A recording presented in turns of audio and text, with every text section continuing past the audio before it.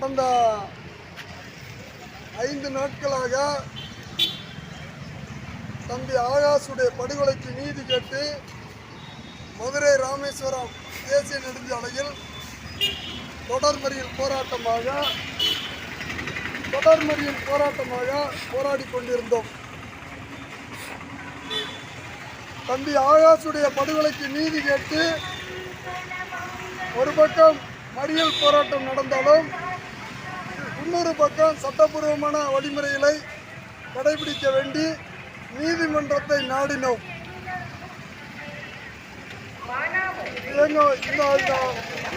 இந்த படுகொலைக்கு நீதி கேட்டு போராடக்கூடிய மக்களுடைய கோரிக்கை என்னவென்றால், ஆகாஷை அடித்து படுகொலை செய்த காவல்துறை கைவர்களான திருப்பவனம் ஆய்வாளர் திலீபன், மானாமதுரை சார்பு ஆய்வாளர் புகன் மற்றும் 14 காவலர்களை கொலை வழக்கில் பதிவு செய்து கைது செய்யணும் அப்படின்றத முதன்மை கோரிக்கையாக இருந்துச்சு. அதாவது வன்கொடுமை தடுப்பு சட்டத்தில் கொலை வழக்கு பதிவு செய்து கைது செய்யணும். மற்ற கோரிக்கைகள்லாம் அந்த கைது செய்தால் உரிய இழப்பீடும் வேலைவாய்ப்பும் அந்த துறை சார்ந்த பணி நீக்கமும் நடக்கும் அப்படின்றது இந்த மக்களுடைய கோரிக்கை. அதுவும் அந்த வடிவத்தில் இருந்துச்சு. ஆனால் கைது செய்யணும், கொலை வழக்கு பதிவு பண்ணணும், கைது பண்ணணுன்றத முதன்மை கோரிக்கையாக இருந்துச்சு. இந்த கோரிக்கையை வலியுறுத்தி இந்த மக்கள் உறுதியாக களத்தில் நின்று போராடினார்கள். நீதிமன்றம் இந்த மக்களிடம் போராடக்கூடிய இந்த மக்கள்கிட்ட நேற்று ஒரு 3 நபர் கொண்ட குழுவை அனுப்பி, நீங்கள் தேசிய நெடுஞ்சாலையில் நடக்கக்கூடிய போராட்டத்தை கைவிட்டுட்டு மானாமதுரை பழைய பேருந்து நிலையத்தில் போராட்டத்தை நடத்துங்க, உங்களுடைய உரிமை அது, அதை நாங்கள் மதிக்கிறோம், போக்குவரத்துடைய அந்த இடைஞ்சலாக இருக்கக்கூடிய அந்த இதை மட்டும் நீங்கள் மாற்றி அமைச்சிக்கங்க அப்படின்ற மாதிரி ஒரு கோரிக்கை வைத்திருந்தார்கள். நாங்கள் அந்த குழுவிடமும் வலியுறுத்தினோம். எங்களுடைய ஒற்றை கோரிக்கை வன்கொடுமை தடுப்பு சட்டத்தில் கொலை வழக்கு பதிவு பண்ண கைது பண்ணணும்னு தான் நாங்கள் சொல்கிறோம். அதை செஞ்சுட்டா நாங்கள் இந்த போராட்டத்தை பழைய பஸ் ஸ்டாண்டுக்கு மானாமதுரை பழைய பேருந்து நிலையத்தை அருகே போராடுறோம் அப்படின்ற மாதிரி சொல்லியிருந்தோம். அதன்படி நேற்று வன்கொடுமை தடுப்பு சட்டத்தின் கீழ் வழக்கு பதிவு பண்ணப்பட்டதாக சொன்னாங்க. அது என்ன வழக்கு அப்படின்ட்டு கேட்டோம். கொலை வழக்கை பதிவு பண்ணாமல் நேற்று வரை இருந்தாங்க. ஆனால் இன்று நீதிமன்றமே வன்கொடுமை தடுப்பு சட்டத்தின்படி கொலை வழக்கா பதிவு செய்யப்பட்டிருக்கு, மாற்றப்பட்டிருக்கு, 302 பதிவாயிருக்கு அப்படின்ற மாதிரி சொன்னாங்க. அப்போ இந்த மக்களுடைய அது ஒரு உத்தரவாகவும் பிறப்பிக்கப்பட்டிருக்கு.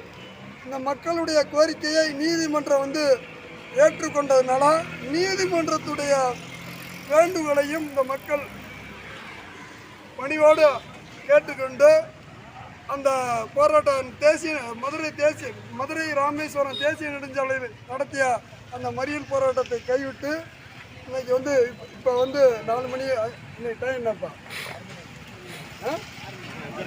5:30 மாலை 5:30 மணி அளவில் இந்த பழைய பேருந்து நிலையத்தில் இந்த போராட்டத்தை தொடங்கியிருக்காங்க.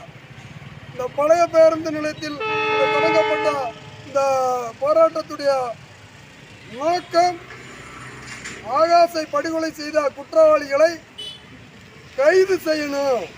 கைது செய்யும் வரை எங்களுடைய போராட்டம் தொடரும். இது அப்பட்டமான படுகொலை என்பதை நீதிமன்றமே ஏற்றுக்கொண்டிருக்கு. அதன்படி அந்த குற்றவாளிகளை உடனடியாக விசாரணை செய்து கொலை வழக்கில் கைது செய்து சிறையில் அடைக்கணும் அப்படின்றதான் எங்களுடைய ஒற்றை கோரிக்கையாக இருக்குது. அந்த கோரிக்கையை நீதிமன்றம் நடைமுறைப்படுத்தும், செய்யும், அழுத்தம் கொடுக்கும் அப்படின்றது நம்புகிறோம். அந்த நம்பிக்கையின் அடிப்படையில் இந்த போராட்டத்தை தொடர்ந்து நடத்தி கொண்டிருக்கிறோம். எங்களுடைய இந்த கோரிக்கை கொலை வழக்கை பதிவு கொலை வழக்கில் கைது செய்து சிறையில் அடைக்கும் வரை தம்பி ஆகாஷுடைய உடலை வாங்க மாட்டோம் என்பதில் உறுதியாக இருக்கிறோம். இன்றைக்கி அவங்களுடைய பேரண்ட்ஸு, அதாவது பெற்றோர்கள், உறவினர்கள்லாம் நீதிமன்றத்துக்கு போயிருக்காங்க. அவங்க வந்த பிறகு தீர்க்கமாக முடிவெடுத்து இந்த போராட்டம் இன்னும் விரிவாக மிகப்பெரிய அணிதிரட்டலோடு நடைபெறும். காவல்துறையுடைய அராஜகத்துக்கு எதிராக போராடக்கூடிய அந்த சூழலில் பல்வேறு இடைஞ்சல்களை ஏற்படுத்துகிறாங்க. அது காவல்துறையினாலையும் நடக்குது. சொந்த சமூகத்தில் இருந்த இடைஞ்சல் நடக்குது. இதை சமூகம் புரிஞ்சுக்கணும்னா இந்த மக்களும் போராடக்கூடிய மக்களும் புரிந்து கொண்டு இந்த போராட்டத்தை திசை திருப்பிடாத அளவுக்கு ஒரு வெற்றியடையக்கூடிய போராட்டமாக நடத்தி முடிக்கணும் என்பதை பணிவுடன் கேட்டுக்கொள்கிறேன்.